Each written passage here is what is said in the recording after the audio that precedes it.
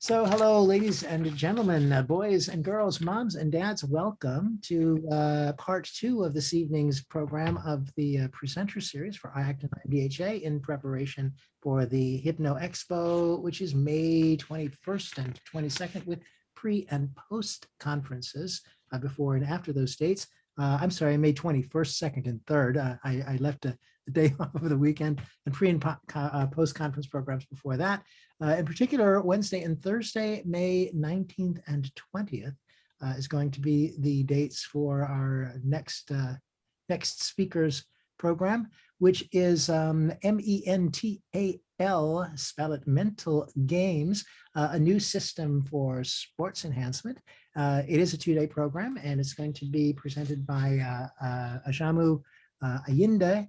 And let me just tell you a little bit about this guy. You know, I don't know how it is. You've been doing hypnosis, Ajamu, for a long time, and I'm going to get into that for a bit. I don't know how it is that you slipped underneath my radar, because I've only come to know you recently, and you were just such a charming guy and really right on the money with the stuff that you're doing. So I'm excited to have you here tonight and to introduce you to this group and let you tell them about your program. But let me just tell you what his bio says. So if it looks like I'm reading, I'll try not to move. I have to move my lips in order for you to hear it, but that's not the way that I read normally. But as a medical hypnotherapist since 1995, Ajamu specializes in sports, childbirth, and cancer as a trainer of hypnosis and neurolinguistic healing. He is taught across the US, Canada, and England. He has a BA in Asian Studies and an MA in Motivational Psychology, focusing on the Olympic mindset. Ajamu is a 2004 IACT Therapist of the Year. He was honored by the NATH, that's the National Association of Transpersonal Hypnotherapists, in 2012 and 2017 for his work in sports and in childbirth, respectively. So there he is, and here he is about to show up on the screen here. So welcome, Ajamu. We're really delighted to have you tonight. Thank you for having me, Michael. It's great to be here. Yeah, good. So, well, I mentioned, you know, you've been doing this for a long time. I have. So, in fact, what did I see? Since when? Since 1995. So, yes, in the whole last century. So 25 years now. So, tell us a little bit about your background and how it is that you initially started doing sports enhancement hypnotherapy. Well, whenever I need to give my background, I have to go way back. I have to go back to my mom, because my mom is directly responsible for me being a hypnotherapist. My mom and dad used hypnosis when they facilitated my birth all the way back in those days. And my mom also was a student of civil mind control in the early 70s, and she taught that to my sister and I. So I came up with hypnosis, and I started to kind of veer away from her and find the areas where I felt this was going to work for me. So I used a lot of hypnosis with academics, but then I found martial arts in the early 80s. And when I would go to my martial arts classes, there were meditations that we did in the beginning, sometimes at the end. And these meditations sounded a lot like what we did in Silver Mind Control and what I heard on tapes from Dick Sutphin, who I started ordering his tapes around 82, 83. So I thought, wow, this is all kind of dovetailing together. And I read this book at that time on the secrets of the samurai. And it turns out that the ancient samurai also studied hypnosis. So I was hooked at that point. Lovely. Are you, I know you talk about martial arts, but are you also an athlete? I am not. I am a dancer. I was a professional dancer for a number of years, and I guess one could consider that a sport in a way, but I never had a number on my chest or anything like that. But I did martial arts and I did dance, and I see those as kind of physical and spiritual at the same time. Well, you automatically then alleviated some of my resistance, because I'm not an athlete. How could I possibly work with athletes? Ah, excellent. And Excellent. so you're telling me that you're not an athlete, and it is I'm certainly not. possible. It is absolutely possible. I think that it's not about the sport. It's not even about the athlete. It's about the person. It's about helping the person. So when we talk about sports psychology or sports hypnosis, we're talking about what it is that's holding them back or what it is that they want to achieve. So when I did a master's, online master's in motivational psychology, which was really sports psychology for all intents and purposes. And I identified these mental skills that different high-level athletes, whether they're professional or Olympic, have. And it's all the stuff that we do. So you as a hypnotherapist, maybe if you've never worked with a single athlete before, you know about conscious relaxation, you know about visualizing, you know about positive self-talk, you know about realistic goals, you know about motivation, how to get someone motivated, you know about how to narrow your focus or widen your focus. These are the 6 core skills that I identified going from one sport to the other. They all were saying pretty much the same things.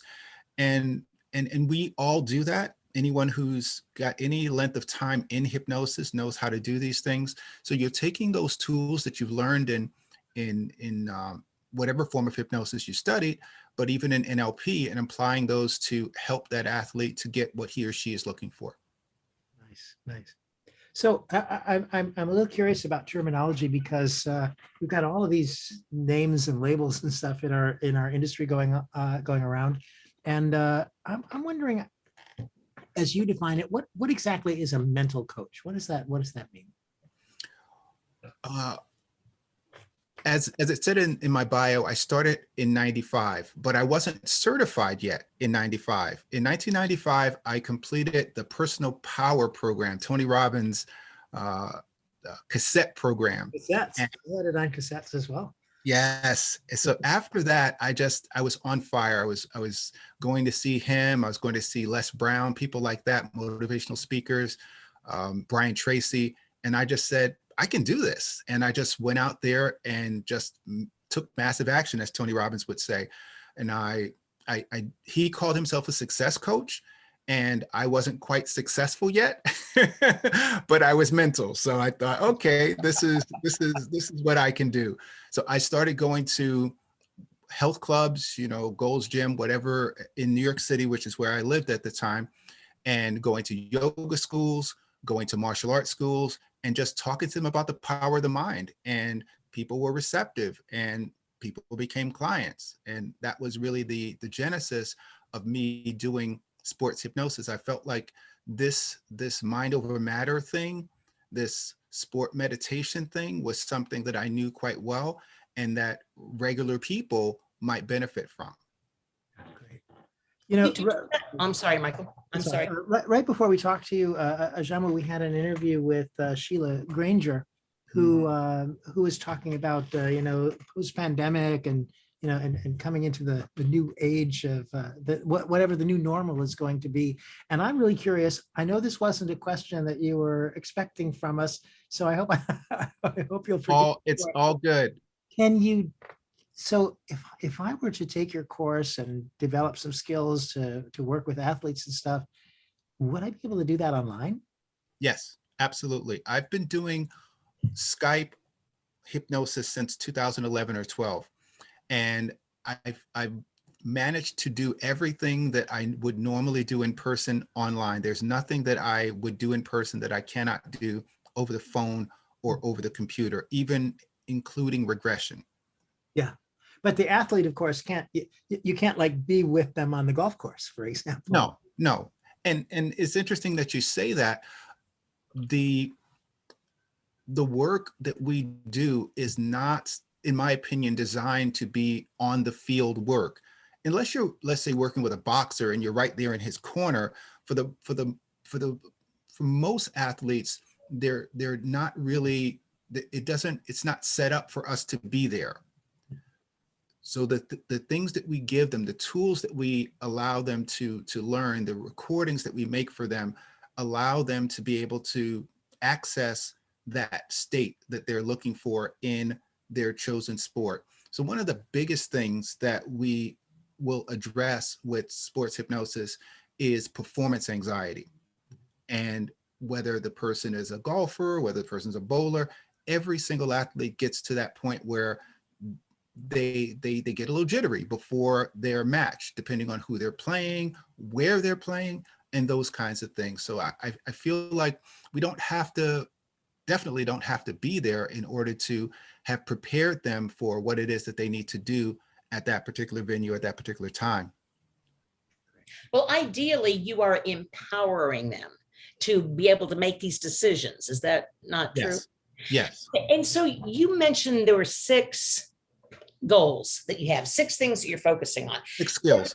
First of all, I'd like you to repeat those if you don't mind. And then, is there one that's more important than another? There's something to focus on. Yes, ma'am. Yes, ma'am.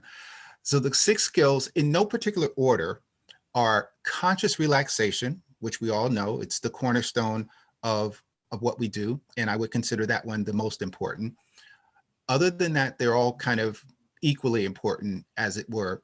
So the next one I talk to people about is visualization. When we approach athletes or musicians or actors, because performance enhancement is performance enhancement, it doesn't have to necessarily be an athlete. When I've done 4 different certifications in sports hypnosis, and depending on the teacher, he or she might have called it sports and performance hypnosis, not necessarily just sports performance. So most of the time when people think of the role of the mind in sport, they're thinking about visualization. And as we know, there's more to it than just visualizing. And that's when we move to the number 3 part, which is the positive self-talk.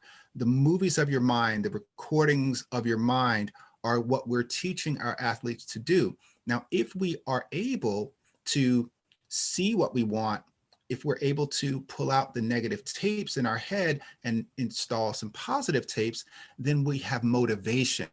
Motivation is one of the skills that any high-level athlete must have. He or she can't rely on an outside person to motivate them. They have to get up at 4 in the morning and go and do the thing that they do. It is intrinsic motivation that they have. And we talk to these different athletes who may not be Olympic level athletes to show them that this is what the best of the best are doing. Perhaps we can start to shift your way of motivating yourself to a different way of motivating yourself. Motivation and goals are also hand in hand. If we're wanting to teach someone goal setting, it creates motivation. If someone doesn't have a goal, it's hard for them to be motivated. If someone is not motivated, it's hard for them to set a goal or achieve a goal. So it's a wonderful kind of meshing that happens with these different skills. Now, the last skill that I came up with in this program is focus. And I think it's funny that I came to include that one last because it's probably the one I need the most. So everyone has their Achilles heel in some sort of way. And I feel that using the example of a baseball player, someone who is a hitter, he needs or she needs to narrow their focus to a certain extent when they are seeking to make contact with the ball. However, when they're not playing that position, let's say they're out in the field, then their focus has to be much broader. And the ability to zoom in and zoom out like a camera does is something that, again, high-level athletes do instinctively. They just do it. But so many of us who are not that facile with our focus, we have to be taught. So these are things that you probably don't even know, perhaps, that you know that you do, that you can begin to break down to the athlete. In sports psychology, what the psychologists seek to do is interview these high-level athletes and kind of break down what they're doing in the way that the founders of NLP went to these great therapists like Milton Erickson and tried to break down what he was doing. He might not have even really understood all the things that he was saying and doing because it was instinctive and maybe he'd been doing it for 50 years. So it's the same kind of thing. Asking questions of your client who might be an athlete is going to be probably your best education for doing this work. Yeah. There's a great video of Michael Jordan being interviewed by Larry King. And Larry King asked Rest him, in peace. yes, yes. Larry King asked him, Michael, during your tenure with the NBA, you were the #1 scorer when you played.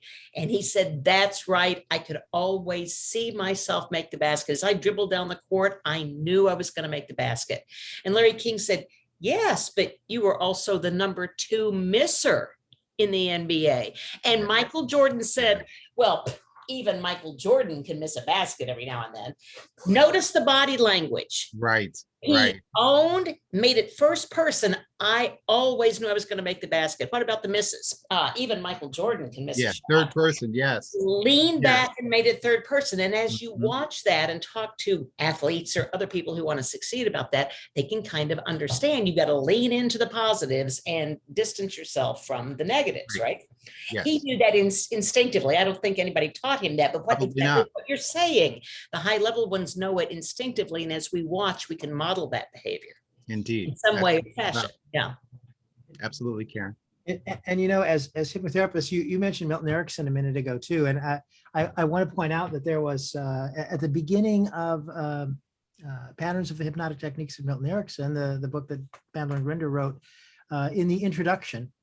And I'm afraid I'm not going to quote this right. This is simply a paraphrase, but I remember Milton makes a comment about Bandler and Grinder have, studied the work that I've done and described, and described a whole bunch of stuff here, of which I have been entirely unaware. I think he said something like that. We're not quite sure if it was sarcasm or if it was really the way that we're talking about. But you, in your own background as a dancer, I'm looking at this list of things that you just mentioned: conscious relaxation, visualization, positive self-talk, motivation, goals, and focus, and all that stuff. Certainly, those are qualities also that you had to have had in your experience to be really engaged in as a dancer. Yes. So, and I think another, I don't know if I would call it a mental skill as such, but as you're speaking, I thought about this core of confidence. I wanted to dance from my earliest memory since I was knee-high to a duck. But where I came from in the Bronx, you really, as a boy, you weren't allowed to study formal dance. Sure. That was something that was going to get you a lot of hassle from your peers. Yeah. And in junior high school, there was an opportunity to study dance formally, to study modern dance. But all the boys studied instrumental music and all the girls did dance. And I didn't want to be the only boy to do it. But I had a fortunate thing that happened to me at that point. When I went to high school, I got a scholarship to a boarding school in Massachusetts. And in that school, there were very few Black students, maybe 4 of us in the entire high school, and only 1 in the freshman class. So I was the only Black guy in the entire freshman class. And I thought, well, you know what? They're offering dance here. I'm going to go for it. And I did. And that was the beginning of my love affair with movement. And I feel like a great athlete is also someone who travels to the beat of his or her own drummer. Mhm. And they're not swayed by what other people think. They have this indomitable strength and belief in themselves long before they're able to achieve the greatness that we might see later. They just know that this is what's right for them, and they just gravitate toward that thing, and they just stay with it, and they have that identity around excellence and doing that particular thing, whatever that might be. nice. You just told a story. Your stories, metaphors, those kind of things, do they have impact on athletes? I think so. I think so. I think that when I would read about these techniques, a lot of times the coaches wanted an outcome, but they were going about asking for it the wrong way. So if, for example, someone is an outfielder and they've been dropping the ball a number of times, shouting at them, "Don't drop the ball," is probably not the best way to go about encouraging them to hold on to the ball. And we know all these things as hypnotherapists. We know the power of our words, and we know that a lot of times instructions are quickly forgotten. And that's why we either repeat over and over and over. Tony Robbins said, repetition is the mother of skill, but also stories stick with people. So if you tell stories about, oh, when I was playing and at your level, I was da, da, da, da, da, and those stories just, they stay in the mind of young athletes. So you're absolutely right.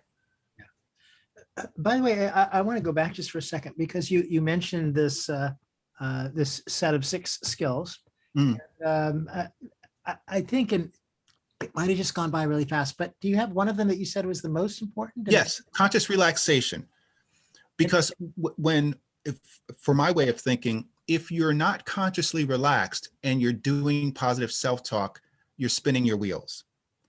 I know that a lot of people believe in affirmations, and I do to some extent, but unless the affirmations are creating actual images and movies in our client's head, unless they're producing emotional reactions, Right. then it's an exercise in futility. So I think that when we get someone into a deeply relaxed state, then our words can begin to more readily form those movies of the mind. Yeah.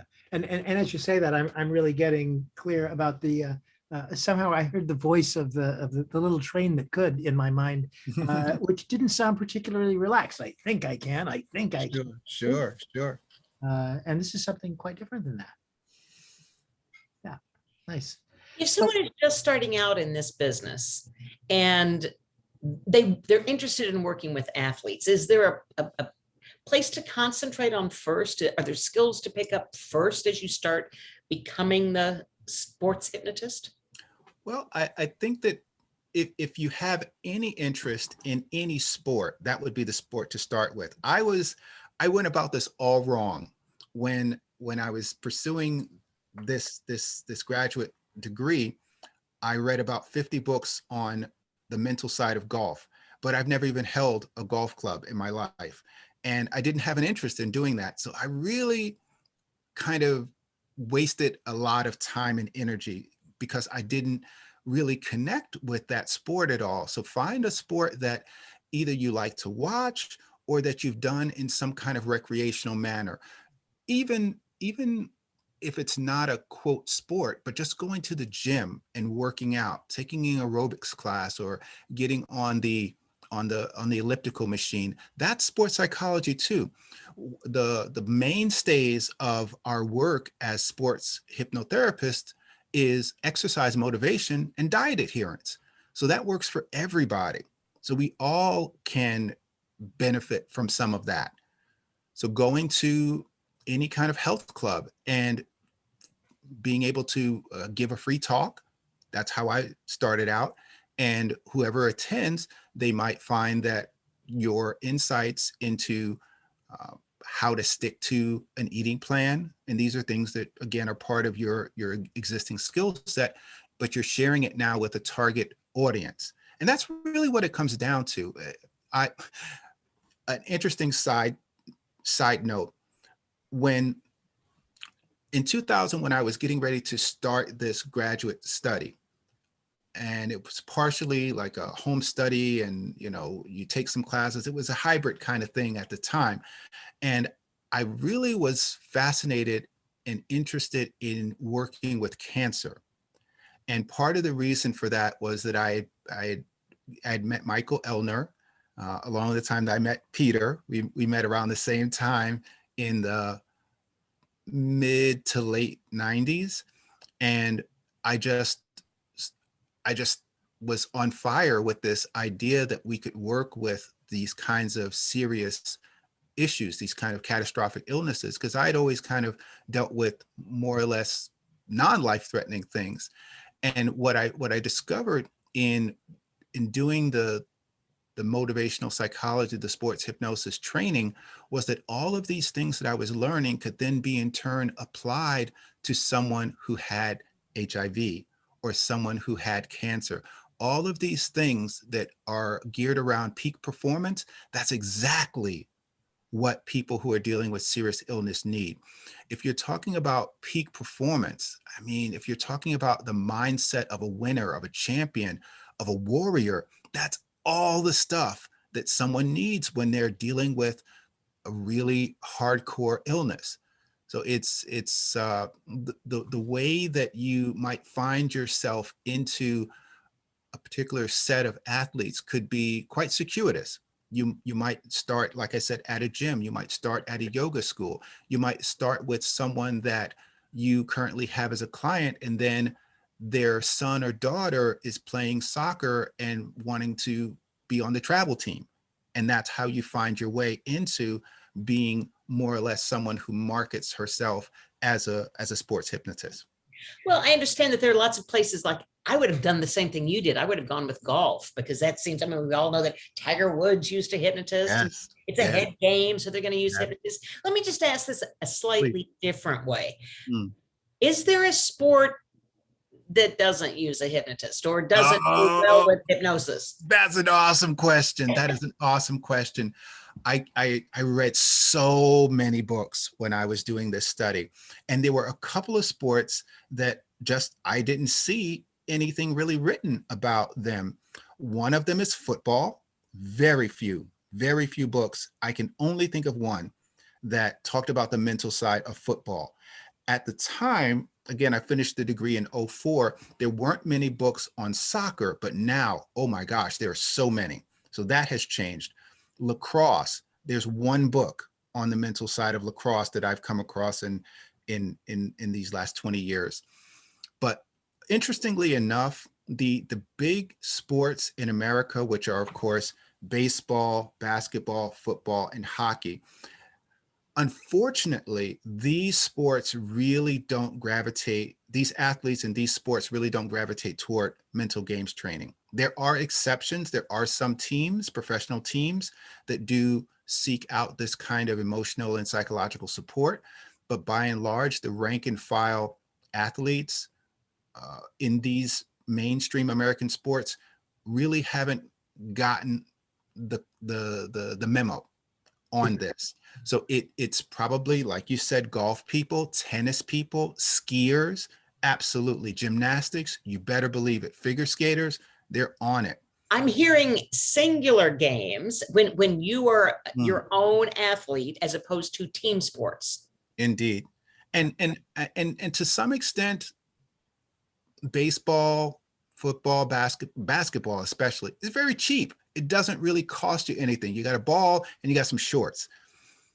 Sports where people, their parents, are spending a good deal of money to make them better, that is definitely someone who's going to invest in your skills as a mental coach. Absolutely. So the figure skater, the gymnast, these things, from what I understand, are quite pricey to pursue as a hobby. And anyone who wants to go to that next level, absolutely. Sports that are played in elite schools, prep schools, that kind of thing, that would definitely be something, field hockey, anything where people might want to get a scholarship as a result of doing that. Playing pool, billiards, that's the kind of thing that some people might want to go to the next level with. So just follow the money. Look for where people are already spending money to get good at a given activity, and then you might find a place. Now, how about this TV show that's on Netflix right now, The Queen's Gambit? I don't play chess, but that has ignited a real resurgence in people's interest in chess, and you can win a scholarship to a college playing chess.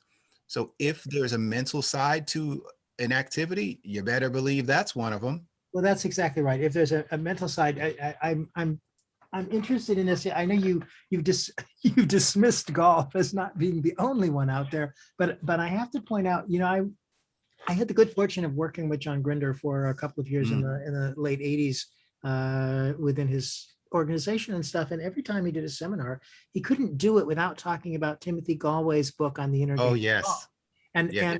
but then, Galway followed it up with the inner game of tennis and the inner, and my Skiing. sense is if Mm. there's an inner game, then this is the way to work with it. Mhm. Right? What it is that you're doing. By the way, I live in Florida, where people play golf all year round and spend a whole lot of money to belong to the, Yes. to the clubs and things as well. So I know that is, as a particular issue, especially lucrative here. And I Mhm. think there may be other things that are regional as well, and that might impact what a hypnotherapist would want to take it into. Mhm. I think, Even people who are ballroom dancers, that is something that people are very passionate about since Dances with the Stars came along. A lot more people are into partner dancing, and that is there is a mental side to doing that as well. I really want to get into the nitty gritty of what's going to happen in your workshop. But before we do that, I want to pull in here. Chris put a question in the chat room. Any thoughts on sports performance hypnosis for minors? Absolutely, absolutely. I've had a lot of experience working with little guys, and it's interesting because that's when they start. So working with someone 6, 7, 8 years old is definitely a doable thing. Uh, as if you are familiar with working with young people, it's just the same kind of thing. You're going to be doing much shorter sessions with a minor. You are likely in this day and time going to be working with them in the presence of their parent, uh, whether you're doing virtual or in person, wanting to make sure that the parent feels safe with you doing hypnosis with their child. But the most important thing from my way of thinking is establishing benchmarks when you start out. So if the child is playing, I don't know, tennis, and they can kind of, with the help of their coach and the help of their parent, really quantify where they are with their game and where they feel like the holes might be, then we tailor what we do in terms of the metaphors, the stories, the direct suggestion that we do to allow them to bolster that number, to improve that number, whatever it was that they came up with, so that they can see week over week that they're making improvement in whatever the physical, the sport specific skill that they're working on. It may not be that they're looking to improve their mental game at that point. They may not really understand what that is, but they want to be more flexible, or they want to have a better free throw uh, statistic or something like that. So you find out where they are as they're starting with you, and then you just really zero in on, if possible, one thing, so that they can create what we call the spiral of belief. So if they have 3 or 4 things, and a lot of times, as you know, people will come and they'll just throw everything at us. Oh, I want to do this, I want to do that, I want to do that. And that's just the way it is. But especially with kids, they do go into hypnosis quite quickly, quite easily, quite deeply. They have wonderful imaginations for the most part. And it's really the parents that we have to convince that this is working. And even though the kid feels better and maybe happier and lighter about their chosen sport, if they're going to keep coming back for sessions with you, the parent has to see some tangible result Yeah. of them working with you. What do you do if the child tells you in a session, you know what, I don't really want to play this sport. Mommy's making me. Mm. Well, I think that is something that does happen. And depending on the age of the child, I would, let's say if the child is over 13, I would encourage that child to have that conversation with their parent. I might have that information from the child, and I might talk to them about, again, just exactly what you said. Johnny, does he ever show signs of not really wanting to play lacrosse anymore? Is he experiencing any kind of burnout, or is he wanting to move on to other things? And so they may not even be aware of what is happening with their kid, because as you know, many parents are trying to live through their child, and they're not necessarily mindful of where the child is when it comes to that sport or activity. So yeah, I would definitely want to convey that to the parent. It's the key is how to do it, to Yes. do it in a way that is ethical and ecological. So, and if you have a kid, however, who really is interested, they want to do it, and you're working with them, uh, here's something that I can't help but think is wonderful about working with children. I'm really excited about it when you brought that in, because um, I can imagine working with a 6-year-old that's really interested in becoming a good tennis player. Mhm.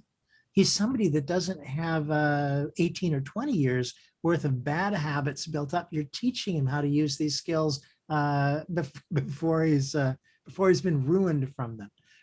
So to me, that just sounds lovely. Now, I've got something I'm really curious about. I Wait, want to know. Oh, go ahead. Did well, I? I was just going to pick up on something that was said earlier. Someone mentioned Tiger Woods, and when I was studying golf and immersing myself in that, I discovered that Tiger Woods' dad was a Green Beret. I Hmm. didn't know that. I mean, I don't follow golf, so why would I? And his mom is a Buddhist. And the combination of those two parents and the mental skills training that each of them had from different sources, one from a military uh, perspective and the other from a spiritual perspective, they brought that to bear with Tiger when he was very young. So I remember reading a story about Tiger at about age 6, and he was putting, and usually you need a lot of concentration, you need a lot of quiet when you want to do that. And they would bang pots and pans while he was trying to putt at a very young age. So he learned how to screen out those distractions and just kind of surround himself in this kind of cone of silence, Cool. because you never know what other distractions, visual or auditory, might be out there. And if you can start doing that with a kid at that age, oh my gosh, their mental powers will be phenomenal. Yeah, and thanks to that great old cone of silence, which is such an important thing, by the way. I love the reference. Here's what I'm really curious about. I'm looking at my notes here. Mental games, MENTAL games, M period, E period, N. These are letters. This is an acronym, yeah, or something. Yes. And extra spacing between ment and AL. So there's got to be something to Well, that too. that might be a typo. Okay, But, okay. but mental games means mind body excellence now through applied linguistics. Ah, Yes. very, very good. Very good. Mhm. So tell us about your course. If I sign on for your course, Karen was asking this question a minute ago, and I show up, I zoom in to your Mhm. Wednesday, Thursday pre-conference program. What's going to happen? What's the course going to look like or be Well, like? I think a lot of it has to do with where people are as they're coming in. There are people who perhaps are new to hypnosis in general, and in that case, I think they're going to get a lot, because when you're a newbie in hypnosis, it's always good for you to once again be exposed to the basics, to understand what it means to structure a good suggestion, what it means to take the time to do an excellent intake. So I'm going to go over the basics in the class. However, what I consider to be more of an advanced skill would be the ways in which we might use story, or the ways we might use metaphor. My first formal training in hypnosis was in Ericksonian hypnosis. I did a 5-day basic and then another 5-day advance in 96. And it's so interesting. Again, now the rest of my training has not been Ericksonian. It's almost like a different art, that when someone is Ericksonian in orientation versus someone who is more direct suggestion in orientation, it almost is a different art. And I think that both are amazing, and I think both work well together. So depending on where the student is who's taking the class, what level of interest or whatever skill they have, then I'm going to tailor the class to that. I'm going to find out where it is they are, what it is that they want to know more about. It may be getting their foot in the door with a certain kind of client that's what's really important to them. But like I said, the building blocks are all the same when it comes to doing a specialty class on this or a specialty class on that. It's not meant to teach you about sports. Hmm. It's not about that. It's athletes are people. Right. You can be a sports hypnotist working with athletes eating issues. You can be a sports hypnotist working with addiction that athletes might be dealing with. So their needs are the same in many cases as our standard clients. Nice. It's important to know that. Nice. So this is going to really reflect after I take this course. Not only will I have some new ideas about how to work with athletes, but this is really going to make a difference in the day-to-day. I hate to call people standard or day-to-day clients, but you understand what I'm saying, right? Yes. Other Yes. populations Yes. of clients. Yeah. Yeah. Great. Yes. That's lovely. I mean, this is definitely a high-end specialty. But in taking your course, I think to speak to what Michael was saying, anybody can benefit from Yes. understanding these because it's like working with anybody else. It's using the tools that we have and the skills we have and applying it to this. I'm guessing, I don't know for sure, but I'm guessing that you apply the tools that you have a little bit differently to a client with cancer than you might an athlete, Sure. but you're still using the tools. I think a lot of it, the difference is the approach. Whether we're talking about children, whether we're talking about incest survivors, whether we're talking about athletes, we're going to bring largely the same skills to bear. It's a matter of becoming comfortable with a different kind of client. Most of my clients are women. That's just the way that it kind of has worked out for me. But I love when I get male clients, and often my sport clients are male clients. 99.9% of my cancer clients are breast cancer clients, and so they're women. And just being able to explain hypnosis differently depending on who you're talking to. If you're explaining hypnosis to a child and their parent versus an athlete and their coach versus a doctor and their surgical patient, it's different. So I believe it's when we do these different certifications after having done our basic certification, it's learning how to speak the language of hypnosis to different kinds of people, different communities, to hopefully be comfortable with people from different backgrounds. We don't really talk about LGBTQ in hypnosis for whatever reason. I haven't really heard it talked about in 25 years. We don't really talk about race. We don't really talk about ethnicity.